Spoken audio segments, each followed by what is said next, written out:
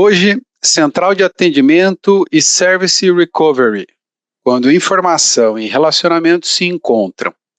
Nesta série especial do Debate no Café, para revelar o que realmente sustenta um atendimento que gera valor, estamos conversando com os autores do livro, hoje no caso, autoras, Excelência no Atendimento ao Cliente, os bastidores da operação. Estamos de volta para mais um Debate no Café. Eu sou o Thiago Pierosi. E eu sou o Márcio Oliveira, estamos aqui mais uma vez nesse Debate no Café, que bom ter você com a gente, então aproveita aí, enquanto você acompanha a nossa tradicional vinheta, aproveita para curtir, compartilhar, seguir o Debate no Café nas redes sociais de YouTube, Spotify, LinkedIn, tá bom? Assim você ajuda a gente a compartilhar todo este conteúdo. Tomamos um café?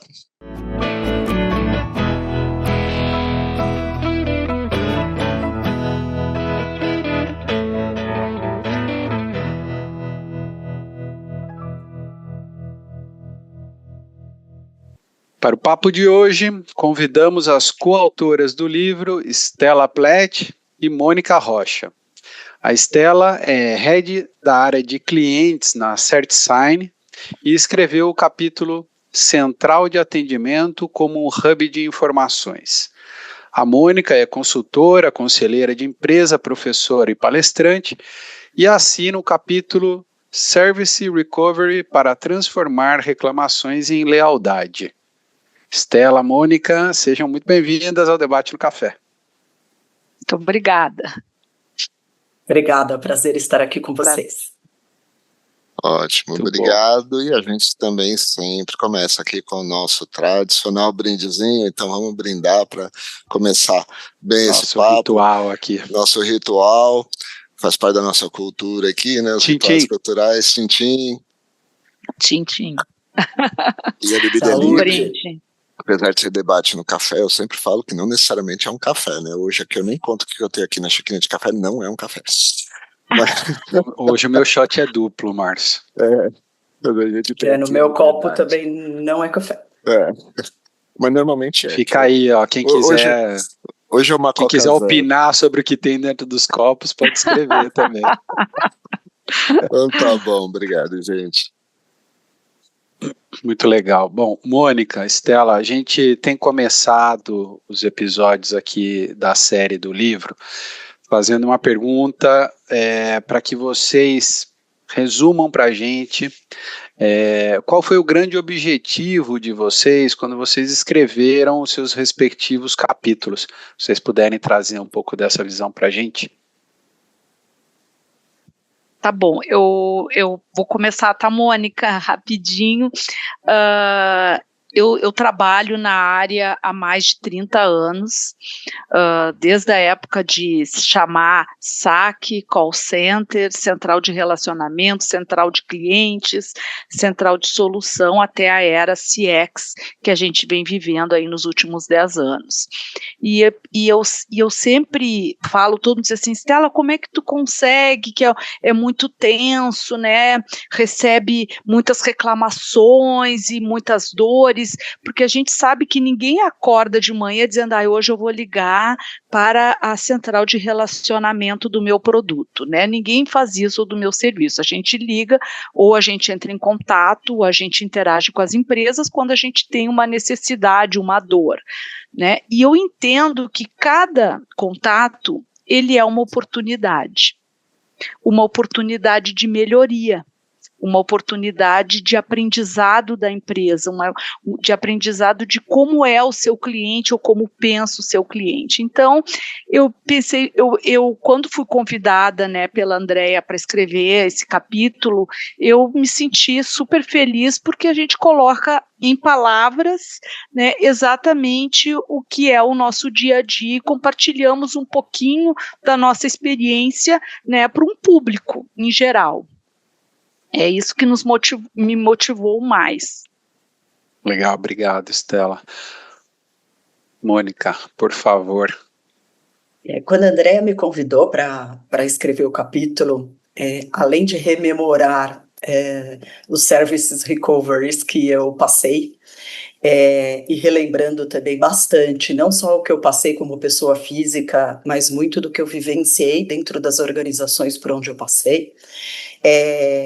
Eu falei, eu preciso compartilhar com as pessoas, preciso traduzir de uma forma, tentar traduzir de uma forma simples o que é esse service recovery, que inclusive muitas pessoas confundem com close the loop, mas enfim, é mostrar que não como a Estela disse, né, os clientes quando ligam, quando fazem um contato com a empresa, eles continuam confiando na empresa, né? Ele está ali estendendo a mão.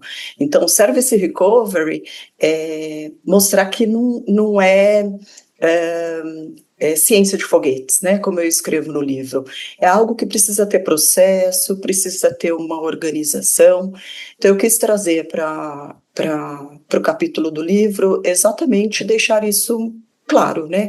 Como as empresas podem implementar um service recovery dentro da organização. Legal. Obrigado, gente. Bom, Márcio, na verdade, mostrar o livro aqui, não. É esse livro aqui, a gente ainda não mostrou. A hora do merchan. Somos 21 coautores aqui, trazendo muita informação. Vai lá, merchan mesmo, vai lá, compra o livro. É referência já esse livro aqui, não só pelo conteúdo em si, né, mas por todos esses autores de peso aqui, tá bom? Mas vamos lá, Estela, você estava falando da evolução, né, das centrais de atendimento, que às vezes eu fico com aquela percepção que em algumas empresas a evolução foi só do nome, né? A forma de trabalhar ainda em algumas continua com a mentalidade de muito tempo atrás. E eu acho que você faz uma provocação bem interessante, porque essa mentalidade de muito tempo atrás ainda faz a gente enxergar uma área de atendimento como custo, né? Uma área de custo, uma área de problema, uma área de coisa, e vamos tentar diminuir o custo disso aqui de qualquer maneira.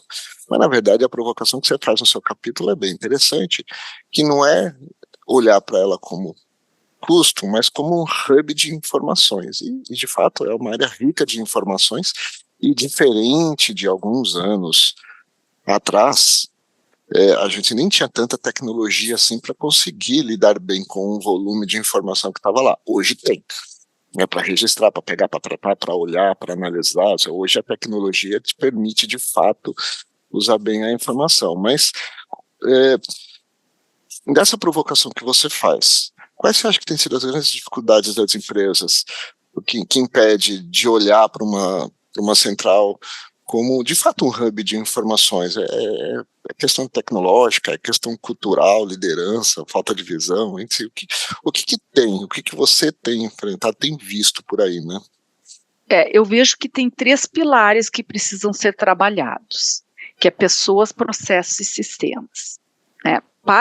Para uma central de atendimento, que cada central recebe centenas, dezenas, milhares de interações, e quando eu falo interações, é humanas e em robô, né, porque hoje todo mundo está usando bot, usando URA, né, e o percentual de retenção no autosserviço, ele também é uma métrica, né, hoje, desse pilar de central de atendimento. Então, o que a empresa precisa ter? Primeiro, foco em sistemas, né, qual o sistema que eu vou ter com uma omnicanalidade que vai me permitir que eu compile todos esses dados, né, porque são dados.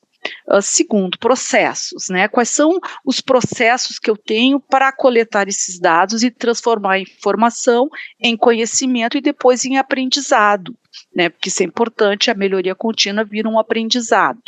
E terceiro, são pessoas, né? Pessoas quando chega no atendimento humano, nós temos que pensar em treinamento, nós temos que pensar em postura, em valores, em cultura organizacional. Então, entra num mundo muito maior que a voz da tua marca.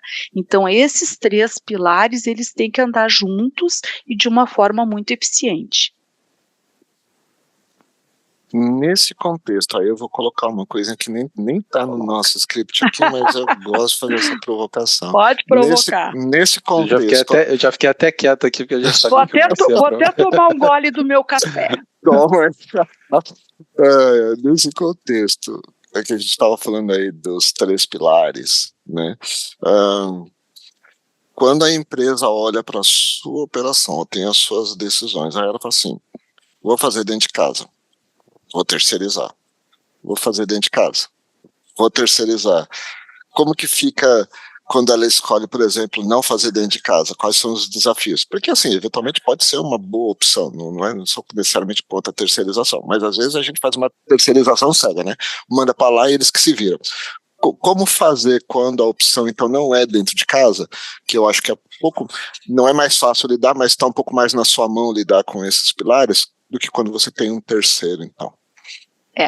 Primeiro, eu acho que tem que ser híbrido, né? Porque a estratégia, ela está sempre dentro da empresa. A estratégia tu não terceiriza. Então, tu precisa ter um time preparado que vai acompanhar através de vários KPIs essa terceirização. E quando eu digo KPIs, é fazer monitorias, escutar chamadas, fazer curadoria dos bots, né, e da URA, porque não anda sozinho, ela também tem esses vamos dizer, esses canais também têm necessidade de melhorias contínuas, né, constantes, e tu tem que ter um time interno também, que é assim que eu idealizo, de ombudsman, de ouvidoria, né, o time de ouvidoria, ele precisa ser interno, porque eu brinco assim, tu tem uns jogadores de futebol, que é o teu terceiro, que eles estão lá no campo, né, só que se sai gol, alguém tem que atuar, né, o coach, né, tem que atuar, e o coach seria a ouvidoria, porque é o escalonamento, né, então é um segundo nível, e através da voz da ouvidoria, a gente consegue melhorar, retroalimentar essa operação terceira. Então, a fórmula do sucesso é contínuo, é não parar nunca, não existe, está pronto agora, não faço mais nada, não, ela é diária, ela é constante, ela é contínua, porque o mundo muda, as pessoas mudam, os teus produtos mudam, a evolução, ela existe no mundo, então, sim, é um trabalho constante. Perfeito. A visão de estratégia não muda, né? Não é só uma visão operacional, por isso o hub de informação. Não importa onde está. Na verdade, não importa onde está, como que está. Não pode perder a visão. Perfeito. Maravilha. Legal. Mônica, não sei se você quer falar alguma coisa sobre esse tema, senão eu queria te fazer uma pergunta aqui, que vai com relação às falhas. Pode ser? Pode, bora lá. Você comenta, né, as falhas no final elas são inevitáveis, né, e que o que acaba fazendo a diferença no atendimento é a reação da empresa, né. Então, quando acontece alguma falha, esse erro muito grave, o que compromete mais a relação com o cliente? É a demora na resposta ou talvez uma falta de empatia na abordagem com o cliente, e como equilibrar esses dois, né? Porque às vezes a gente pode ser muito rápido, porque as máquinas estão nos ajudando, mas eu fui bem pouco empático, né? E eu não consegui resgatar esse cliente, que é o conceito, né, que você vai trazer. Qual é o que é mais importante aqui? Boa pergunta, Thiago. Penso que aqui a gente tem um tema que vai depender muito também da necessidade daquele cliente. Às vezes a falha, ela precisa de uma atuação rápida, um conserto rápido para poder o cliente tocar a vida dele, né? Como um dos exemplos que eu trago no livro. Então, o paciente foi no hospital, numa clínica, o médico não estava lá, enfim, como é que eu atuo rapidamente, já que houve uma falha na empresa, num agendamento de uma consulta, e o médico não estava naquele dia. O atendimento empático faz diferença ali? Não tenho sombra de dúvidas com relação a isso. Mas a agilidade, dependendo da urgência que aquele paciente tem, também vai ser primordial. Mas o que a gente acaba vivenciando muito e acompanhando muito dentro das organizações é o que a gente na infância brincava muito, né? Comigo não morreu, então não é minha culpa, não quero saber. Não está aqui na minha mão. Então, mais do que isso, é a resolução do problema. Então, vamos ali resolver e depois a gente busca, não vou falar culpados, e vou aproveitar até para fazer um adendo com relação a isso. Tem 21 dias que eu debati um artigo em sala de aula, eu faço mestrado, e foi um artigo sobre falha e prestação de serviços. E esse artigo ele trazia algo diferente, foi feita uma pesquisa para olhar o nível de satisfação, de barreira emocional dos clientes, quando a falha é da empresa e quando a falha é do cliente. Então, o cliente cometeu uma falha. E essa pesquisa foi sobre uma empresa de telecomunicações, que o cliente derrubou o celular, e o celular ficou sem funcionar, enfim. E o cliente, ele reconhece muito mais, ele aumenta a confiança dele na empresa, ele diminui a barreira dele emocional de troca, ou seja, ela é fortalecida, quando a culpa é dele e a empresa atua. Então, derrubei o celular, ou como eu fiz de verdade, tá? Eu comprei a capa pro meu laptop aqui, comprei errada. Estou aqui tentando a troca. Se a empresa fizer a troca para mim, nossa senhora, eu vou virar fã de carteirinha, né? Falha foi minha. Então, olhar para isso, mais do que buscar culpados, essa resolução, Exatamente. e a gente tem dados científicos, enfim, é uma pesquisa que foi feita, onde mostra, né, esse aumento de confiança e essa diminuição de barreira de troca. Então, as empresas precisam, de fato, ter olhar para isso, para poder entender que mais do que buscar culpados, é resolver mais rápido e de forma empática. Acho que você traz, né, Mônica, você comenta lá, um erro bem tratado acaba virando fidelização, é uma super oportunidade, né, para você fidelizar e não ter que ir lá investir dinheiro em captar um novo cliente, fazer todo aquele processo, né. Márcio e eu, a gente fala muito disso aqui também nos episódios, mas teu capítulo isso fica bem estruturado, né, bem aplicado com os exemplos, né, achei muito interessante mesmo. Acho que um ponto aqui que é fundamental para as empresas compreenderem de fato, né, a Estela falou que ninguém acorda de manhã morrendo de vontade de ligar numa central de atendimento, ou enfim, entrar em algum canal de atendimento de algum cliente. A gente faz isso quando a gente tem problema. Ou alguma coisa não funciona bem. Então, o que eu busco falar sempre é assim, empresa, o cliente, quando ele comprou alguma coisa de você, ele consome de você, ele assina, enfim, ele buscou em você a solução de alguma demanda que ele tinha, uma necessidade que ele tinha. Quando ele está entrando em contato para reclamar ou está colocando um ponto, é que essa demanda simplesmente não foi atendida. Não importa de quem é a culpa.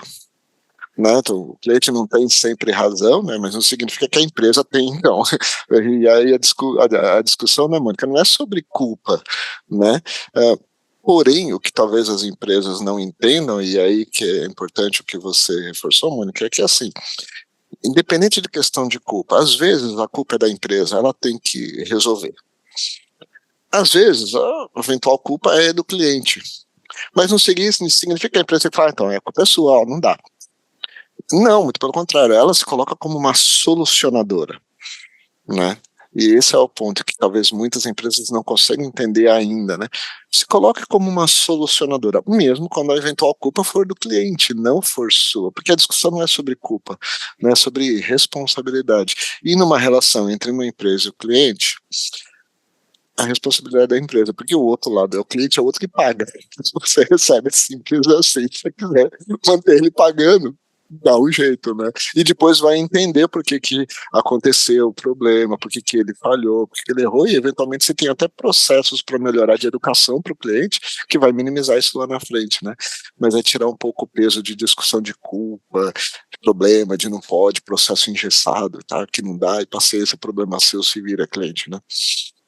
Vou fazer esse adendo, porque foi interessante o gancho que as duas puxaram, né?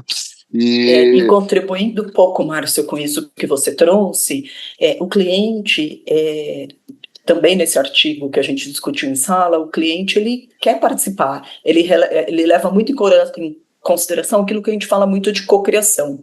Então, usando o meu exemplo recente, tá, que eu recebi ontem o case aqui para o meu laptop, falei, nossa, mandaram errado, fui olhar o pedido, não, eu pedi errado. Eu vou sugerir para a empresa, será que não vale a pena na hora de fechar o carrinho, reforçar com o cliente para ele revalidar o que ele está pedindo? Porque eu tinha feito um filtro antes do tamanho do meu laptop. Então eu comecei fazendo a busca pelo tamanho. Em algum determinado momento o tamanho mudou, eu não vi, pedi, paguei, acabou. Né? E é personalizado, está com o meu nome. Então é algo que eu quero usar. Né? Se tem algo que a gente leva muito em consideração para tudo, é algo que sempre a gente carrega o nome, né? Então, ali, co-criar junto, então, ouvir de fato o cliente, escutar, né? Não só ouvir, escutar mesmo o cliente, porque a gente, enquanto cliente, tem muito a contribuir e a gente, enquanto empresa, tem muito que melhorar ouvindo os clientes. Exato. Até porque você, como você falou, você pode melhorar e deixar um processo um pouco mais eficiente na perspectiva do cliente, que vai gerar eficiência para você, porque é cliente que vai deixar de ter problema porque ele validou alguma coisa, se tem certeza, um double check ali, só isso que você está fazendo é mesmo, né? Coisas do gênero. Aí eu queria aproveitar agora então e colocar alguma coisa para as duas. Vamos ver se a gente faz um... Oi, pode falar, Estela. Mas tu me permite completar um pouquinho da Mônica, exatamente sobre esse tema, né? A Mônica, a gente faz a pesquisa do NPS. E tu sabe que todo mundo trata os detratores no Closed Loop Feedback. Tu falou Recovery Service, não tem nada a ver, quer dizer, Closed Loop Feedback faz parte do Recovery Service, né?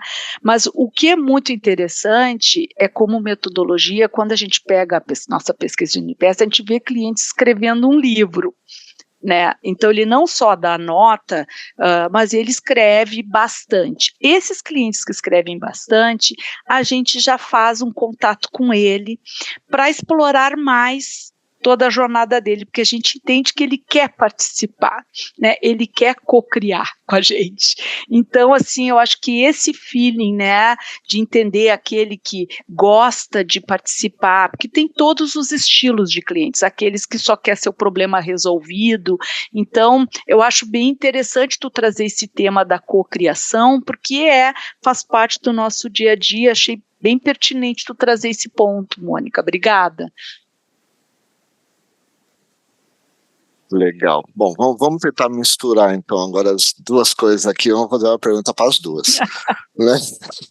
Aí vocês tiram para o ímpar aí para ver quem quiser responder primeiro. Estela fala muito da necessidade, né, de qualidade de informação, né, da área virar um hub de informação. Bom, isso é uma coisa. A Mônica, você está falando, no final das contas, da gente lidar com o problema e recuperar a confiança, né?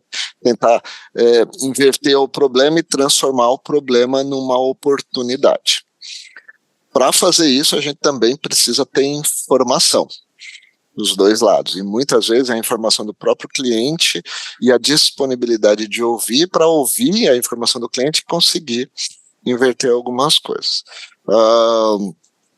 Mas quando a gente tem, de um lado, dados ruins, Estela, né, ou sistemas que não estão ali funcionando muito bem, né, e do outro lado, a gente tem, então, a dificuldade de conseguir chegar sistemicamente, Mônica, para entender o contexto que o cliente está falando do outro lado, por falhas.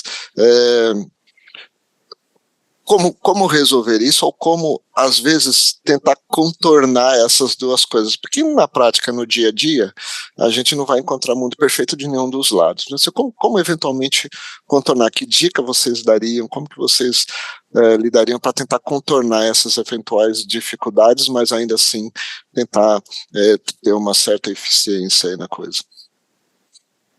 Eu diria que o mapeamento da jornada ele é fundamental.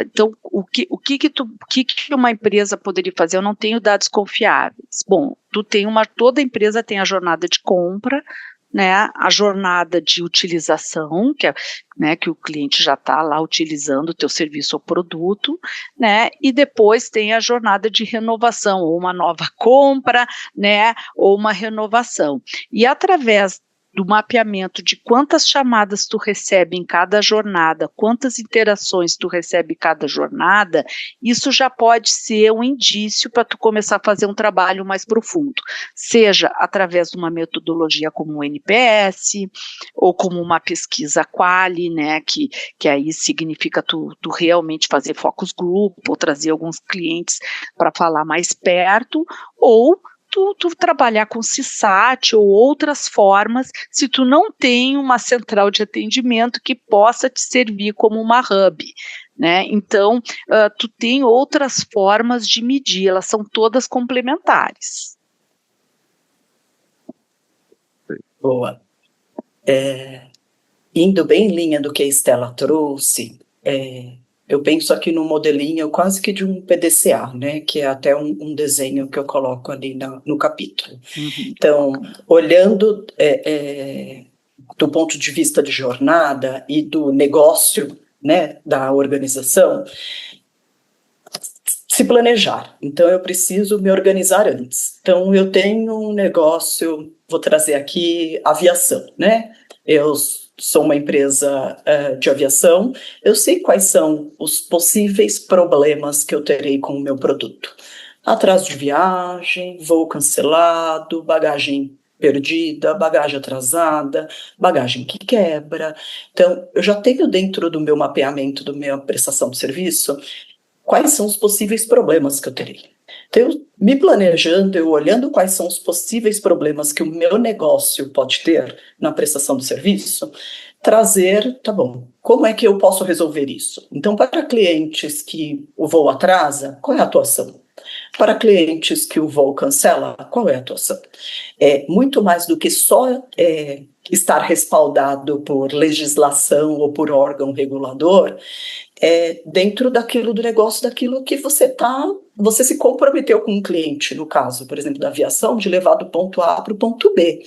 Se você prometeu, cumpra. Se você não está conseguindo cumprir, como é que você trabalha para poder resolver esta problemática, né?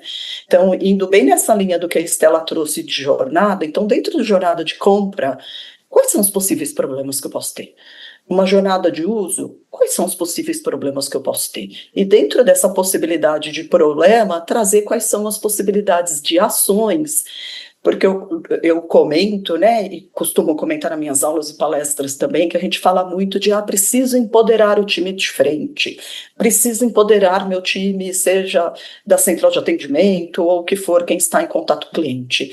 A gente não empodera do nada, né, fazendo um estalar de dedos e agora todo mundo está empoderado. Não, é processo. Então, aconteceu situação A, como é que eu atuo com a situação A? Aconteceu a B, como é que eu atuo com a B? E retroalimentando isso, porque vão aparecer, né, possivelmente aparecerão problemas novos, daqueles que não foram mapeados no começo.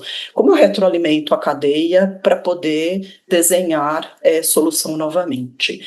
E ouvindo o cliente, então o que a Estela falou, né? Dentro do processo de compra, o cliente está ligando muito na central de atendimento pelo problema A, né? A Mônica, por exemplo, abrindo chamado de que o tamanho da capa não é aquele que ela pediu. Então, peraí, tem algo errado aqui, né? Então, na avaliação do tipo de chamada, do tipo de contato, que seja por robô, enfim, o que os clientes estão trazendo. Então, atuar desta forma, mesmo que a gente ainda não tenha uma omnicanalidade, que de fato, Márcio, não é realidade de muitas empresas. Verdade. Me antecipo à concorrência, por que eu não vou me antecipar aos problemas que eu já sei que eu estou lá para resolver, né?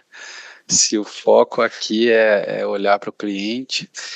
Mas eu queria só Thiago, deixa eu só exemplificar isso então com um caso que aconteceu comigo ontem, que tá fresquinho, tá fresquinho, né? Ontem, e que é assim, talvez a empresa de um lado é aquela dificuldade de informação, aquela dificuldade de jornada, porque assim, acho que tudo que vocês falaram encaixou, né?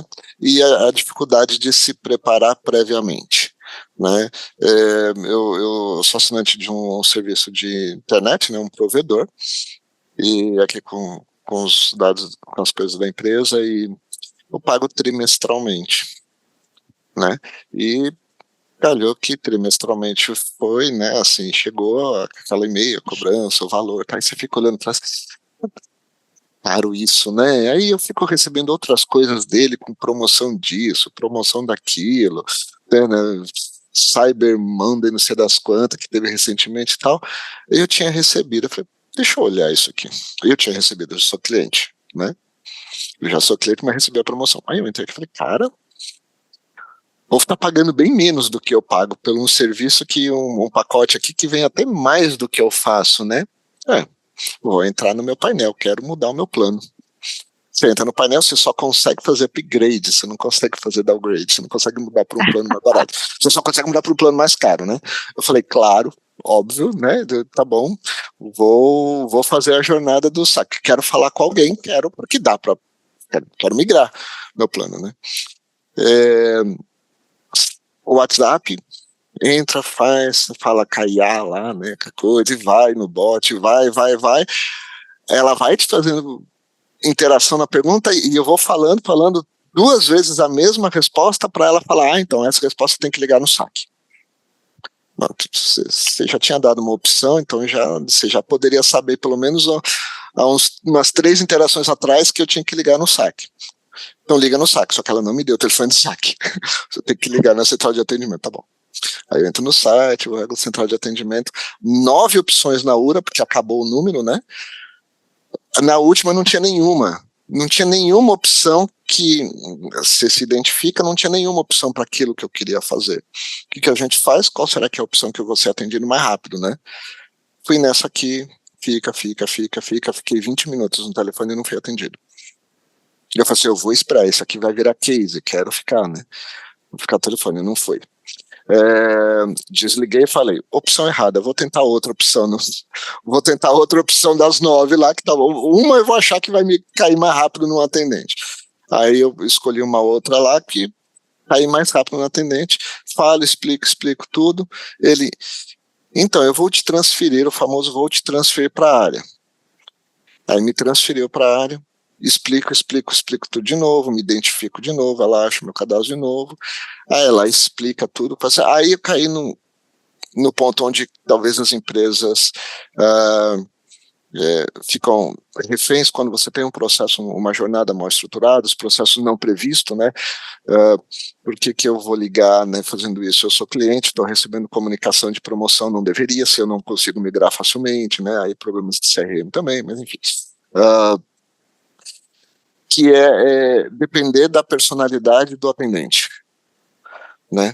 Eu acho que eu dei sorte de pegar uma atendente que foi muito solícita, explicou, falou, pode fazer isso, explicou como que eu tenho que mudar, como que as 2 opções, uma questão de migração mais técnica de plano que eu teria. Eu vou ser bem sincero, você vai ter que fazer essa parte mais técnica. Talvez isso dê um problema, não sei se vai ser a melhor opção para você. Também podemos dar um desconto, né, no seu plano, que é um plano antigo, que nem é comercializado mais, mas podemos dar um desconto nele. O problema é que eu não posso dar desconto agora, porque você acabou de pagar, ele tem que esperar 3 meses, que é trimestral, você já pagou pelos próximos 3 meses. Então tem que esperar a próxima cobrança. Se fosse mensal, no seu caso você escolheu trimestral. Então eu posso deixar aqui agendado para daqui 3 meses e tá. Falei, tá bom, ótimo. Aí eu fiz aquela pergunta, ótimo. Ela me explicou tudo, eu fiz a opção, tá bom. Já tinha dado mais de 30 minutos de ligação. Fiz aquela pergunta básica. Por que foi tão difícil chegar até você, né? Assim, não tinha opção na URA, por que eu não cheguei logo em você? Aí ele falou, é que a minha opção na URA, para cair aqui comigo, você tinha que ter apertado o cancelamento lá, a opção de cancelamento. Eu falei, mas eu não queria cancelar. Eu queria falar sobre o meu plano, eu queria negociar. Ela falou, é que normalmente a pessoa já vem para querer cancelar, e aí a gente tem aqui os descontos, tá? Eu falei, eu sei, mas você já me ofereceu tudo, inclusive, mas eu nem falei que queria cancelar. Eu não quero cancelar, eu só queria adequar o meu plano à realidade financeira que vocês estão cobrando hoje, porque isso não faz sentido. Aí dá aquela não tem, né, script para isso. Então, assim, infelizmente, acho que as empresas ainda têm essa dificuldade disso que você vê. Não estou falando de uma pequena empresa, não, é uma grande empresa. Então, assim, tem essa dificuldade de compreender, tirar o operacional processual e colocar de fato ali a questão de informação, de gerar uma boa experiência do cliente. E no final das contas, eu não queria deixar de ser cliente, mas eu poderia ter deixado. A dificuldade foi tão grande que um cliente que não queria deixar de ser cliente, numa dessas vira um ex-cliente, né?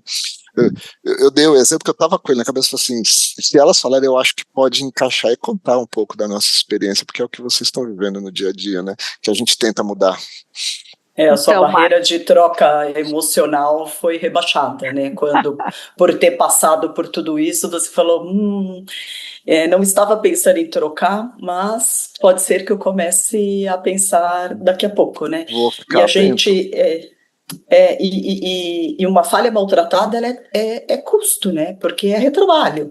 Então, é o cliente ligando mais vezes, a gente sabe que cada ponto de contato tem um custo para a organização. Claro. Então, a importância de olhar para isso, da gente mensurar, a gente que está ali na governança do tema, de transformar isso na linguagem do negócio, transformar em ROI, para falar, olha aqui, é dinheiro na mesa que a gente está deixando. Desculpa, Stella, eu te cortei. Não, eu já ia dizer que mais pena que tu não resolveu no autosserviço. Porque se tivesse uma API que te reconhecesse e olhasse quanto tempo você tem de casa e colocar uma regra de negócio, cliente que tem X tempo de casa já oferece aqui o desconto para a próxima fatura sem precisar ter o custo de ter um atendimento humano que tem um custo muito mais alto, né? Então, eu já penso dessa forma, entendeu? Porque tu ficaria mesmo que tu ficasse com esse gostinho amargo de não já ter pago e não ter o desconto agora, mas tu teria um autosserviço ali resolvido rapidamente na tua mão, que já te diria assim, vou continuar com essa empresa porque ela já me reconheceu, sabe meu histórico, sabe quem eu sou, eu pago em dia, eu tenho X anos, tal, e já me deu meu desconto aqui do que eu tenho direito. Seria bacana. Melhor seria proativo, mas não foi. Mas pelo menos o reativo, ter um autosserviço seria bacana, seria melhor a experiência, né? Mas, enfim, não foi. Era só deixar fazer um downgrade. Qual o problema de fazer um downgrade? Exatamente. Né? Muda a forma do lifetime value do cliente, mas o importante é manter o cliente. Deixa ele fazer um downgrade e continuar com você.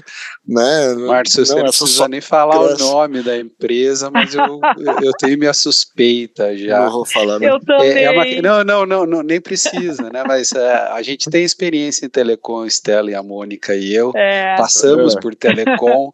Eu passei pelas duas, né? Da que a Stella passou, que a Mônica passou, e eu conheço essas culturas por dentro.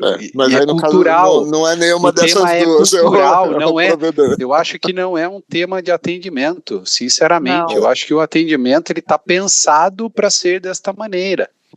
Tanto é que há muitos anos atrás tinha um meme, né, que hoje se chama de meme, que era então cancela.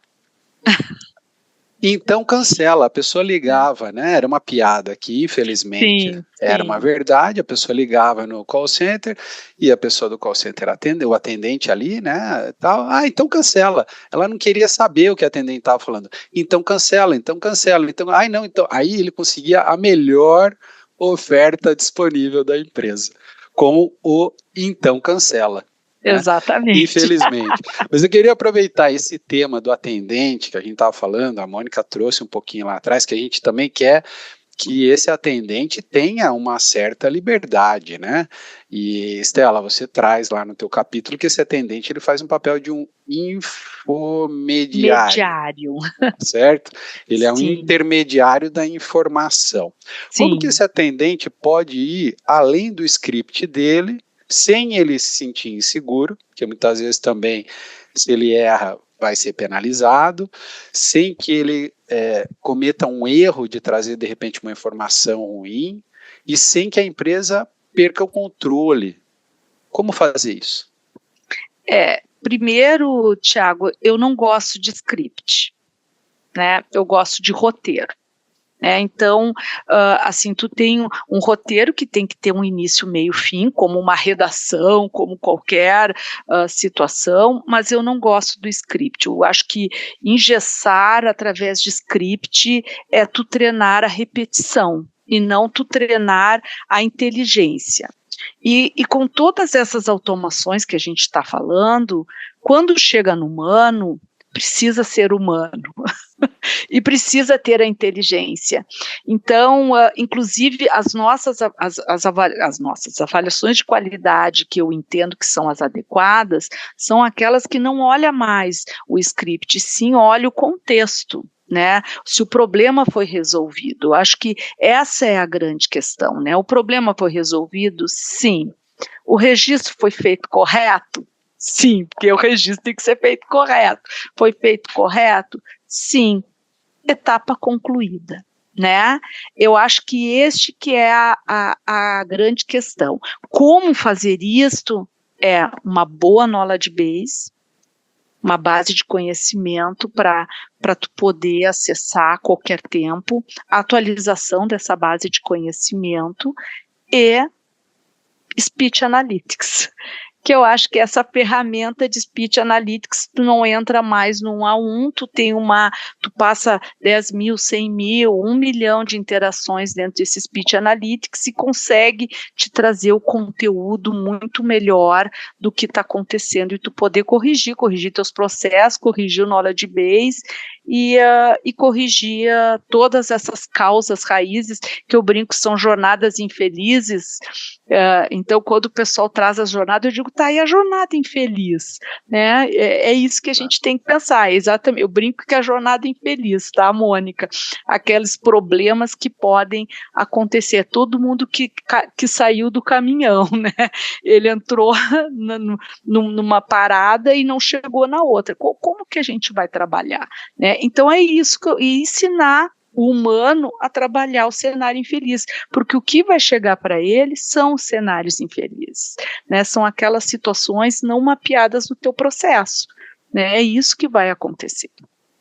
Muito treinamento também, né, Estela? Importante com esse atendente, né? Muita reciclagem e treinamento, né? Reciclagem e treinamento. Só que tu sabe que uma central de atendimento tem desafios para fazer isso, né? Também, tem né? Turnover, tem o TMA, né? Tempo médio de atendimento, aquela pressão da agilidade de atender rápido. E eu trago esse conceito de infomediário porque não chegamos lá ainda. Mas eu fico pensando, né, de todas essas interações, e não só na central de atendimento, no ponto de venda, né, ou no entregador que vai na casa do cliente, são todas as pessoas que interagem com o teu público, e que a gente pudesse ter tipo uma ferramenta, não vou falar uma que de busca fácil, né, e que tu pudesse escrever uma frase ali, e que viesse tudo relacionado àquele tema em todos os teus pontos de contato. Eu ainda não vi isso funcionando na sua totalidade em nenhuma organização. Por isso que eu brinco com o infomediário, porque essa fonte de busca é o infomediário, né? Por isso que eu fiz essa analogia do operador sendo o infomediário. Não é um centro de custo, né? É um centro de riqueza de dados, consequentemente informação, consequentemente uma melhor tomada de decisão que está embasado, né? Numa ótima informação que foi captada de uma maneira correta. Mônica, não sei se você quer comentar aqui, senão o Márcio tem lá uma pergunta, eu imagino, para você. Bora lá. Não, você comentou do treinamento e isso é fundamental, né, Tiago? A gente sabe aí dos desafios que a gente tem de turnover e tudo mais, a base de conhecimento e trazendo também o tema de cocriação aqui de novo, de cocriar com essas pessoas. Então, é um time riquíssimo que a gente precisa ter a escuta aberta ali para o cliente e para esse time que está no front. Então, às vezes a gente pode estar pensando em soluções para melhorar a experiência do cliente e não ouviu essas pessoas que estão ali no dia a dia, né? Vai falar, olha, isso aqui não faz sentido. Então, trazer esse time também para co-criar junto, né? Legal, obrigado. Ô, Mônica, assim, a gente já está indo quase para o final do nosso debate, mas não podia deixar de fazer uma pergunta aqui com uma questão um pouquinho mais de dica, né? Assim, dar uma dica para o pessoal na prática aqui. E a gente sempre fala que, no final das contas, dado, número manda muito, indicador manda muito, né? Você fala também no seu capítulo, traz a questão dos indicadores, né? Fala tanto dos mais de operação, NPS, SAT, SES e tal, e também indicadores mais de negócio, churn e tudo mais. Agora, assim, que métricas que você recomenda usar? E eu vou falar métricas no plural, porque, obviamente, dificilmente vai ser um indicador só, muitas vezes é um conjunto, né, de análise, mas que você pode deixar como dica para as pessoas aqui que mostram que a recuperação funcionou. O processo de recovery funcionou, assim, qual conjunto de indicadores ou como montá-los e olhá-los, né? Às vezes é só o olhar diferente para mostrar isso. O que você sugere? Boa. Penso que o trio básico de SES, SAT e NPS, mas olhando para o NPS relacional e não transacional, tá? Então, olhar ali para o NPS, que a gente faça a medição a cada de 2 a 3 vezes no ano, saber se aqueles clientes que abriram chamados, enfim, tiveram alguma problemática, se eles continuam com a empresa, se continuam tendo ali a lealdade, e SES e SAT no transacional, até relembrando aqui a tua história, né, saber o quanto de esforço esse cliente precisou ter para comunicar ou pedir ajuda para uma falha e o quão satisfeito ficou com a solução daquela falha. E olhando para o negócio, olhar os indicadores de lifetime value, olhar o churn. Então, esse cliente ele fica com a gente porque ele tem fidelidade, por exemplo, você no teu caso estava aí com uma fidelidade de pelo menos 3 meses, né? Porque você pagou antecipado. Isso. Mas correlacionar esses indicadores. Pensando em experiência, olhar esses 3, tá? SES, CSAT e o NPS, o relacional. Perfeito, obrigado. E pensando em negócio, churn, penso eu que é um termômetro bem relevante, tá? Maravilha, obrigado. Stella, não sei se você queria falar. Não, estou concordando totalmente com a Mônica, perfeitas colocações, muito bom. Legal, então eu queria, como o Márcio adiantou, a gente já está chegando aqui no final, a gente está aproveitando, como a gente está fazendo a série, né, do livro, a gente escolheu uma pergunta para todos os convidados, né, relembrando o nome do livro, Excelência no Atendimento a Cliente, os bastidores da operação, e eu vou fazer a pergunta para vocês. Na sua experiência, o que as empresas ainda não entenderam sobre esse bastidor do atendimento ao cliente? Stella, por favor. As empresas ainda não entenderam a importância desse canal. Ainda entende como custo. Então, a importância desse canal na decisão estratégica da empresa, tanto de novos produtos, quanto de melhorias da empresa, quanto nos percentuais de retenção, na qualidade e na experiência. Então, assim, é a voz do cliente. Né? Então, as empresas ainda estão amadurecendo no customer centric, né? Colocando o cliente no centro. Então, algumas empresas já amadureceram para esse processo, mas a gente vive nesse mercado, a gente sabe que muitas outras, se a gente ficasse aqui contando nossos causos, né, nós ficaríamos horas, né, horas. Então, assim, é um desafio, né, colocar o cliente no centro e usar a voz dele como uma força grande dentro da empresa que moveria, né, produtos, serviços e as entregas. Perfeito. Mônica, por favor, quer que eu repita a pergunta? Quero. Na sua experiência, o que as empresas ainda não entenderam sobre esse bastidor do atendimento ao cliente? Que o bastidor do atendimento ao cliente também é a experiência do cliente. E concordo aqui com a Stella, que ainda é uma área vista como custo, é uma área em que muitas organizações é chamada de operação. Não estou dizendo que não tenha operação, tem, mas é uma área que tem muita estratégia e contribui demais para o atingimento dos resultados das organizações. Então, parar de olhar para essa empresa como um centro de custo, um centro que só dá despesas, e olhar e capturar, assim, um mar de oportunidades que a gente tem dentro dos bastidores das operações, para capturar aí muito insumo para retroalimentar a organização. Perfeito, perfeito.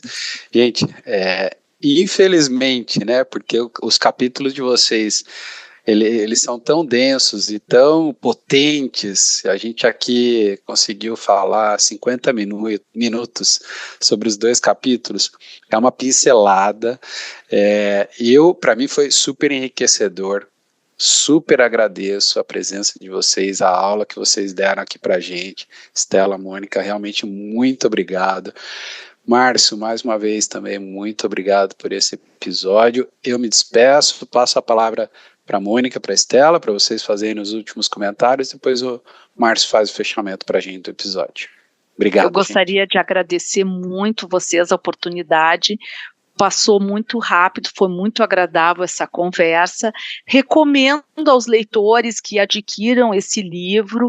Ele é muito rico, ele é muito denso, tem vários capítulos, vários temas, é super diverso, muito completo, e para poder cada vez mais atuar nessa área com propriedade e competência. Muito bom, agradeço também a oportunidade de estar aqui com vocês, fazendo merchan do livro. Comprem o livro. Tem aqui uma série de dicas, são 21 autores, muito conteúdo, muita informação para vocês, para a gente evoluir cada vez mais nesse mundão de experiência do cliente. E agradeço, Márcio, agradeço, Thiago, Estela também, por esse momento aqui, 50 minutos passaram voando. Maravilha, Estela e Mônica são fantásticas, acho que vocês trouxeram conteúdo rico, mostra só uma pincelada, que o Thiago falou, do que é o livro, né, do que é o conteúdo, o capítulo de vocês, ainda tem vários outros autores lá, eu também, né, humildemente tem lá o meu capítulo também, eu sei que esse livro é bom, né? Então você que nos acompanhou até aqui, espero que tenha servido de degustação, vai lá, compra o livro, a gente vai deixar aqui nos comentários os dados, os contatos da Estela, da Mônica também, para você que quiser, manda uma mensagem lá para elas, pede alguma dica, alguma coisa, né, pede uma ajuda, porque elas são fantásticas, tá bom? Vamos deixar também os dados do livro, para você ir lá, comprar o livro, presenteia, use, passe. O livro, ele já é uma referência, como eu falei no início, é uma referência já, não só pela quantidade de autores, mas a profundidade do tema, como cada um deles coloca, que são autores de fato de peso, sabe o que estão falando, e que com certeza vão ajudar você a abrir a sua mente um pouco mais, assim, olhar para os bastidores, olhar para a estratégia, olhar para tudo, assim, abrir a cabeça, tá bom? Obrigado, Thiago. Márcio, aqui, só lembrando, né, a gente tem no Debate no Café os demais episódios sobre outros capítulos dentro da série, assistam lá os demais episódios também. Busca lá os outros, todos os autores vão passar, todos os capítulos, você vai ter uma degustação inteira do livro, tá bom? Mas, então, agradeço, Thiago, mais uma vez, mais um episódio. Valeu, aqui, Mônica, Estela, brigadão, e para todo mundo aí que acompanhou até aqui, até o próximo Debate no Café. Tchau, tchau. Tchau, obrigada.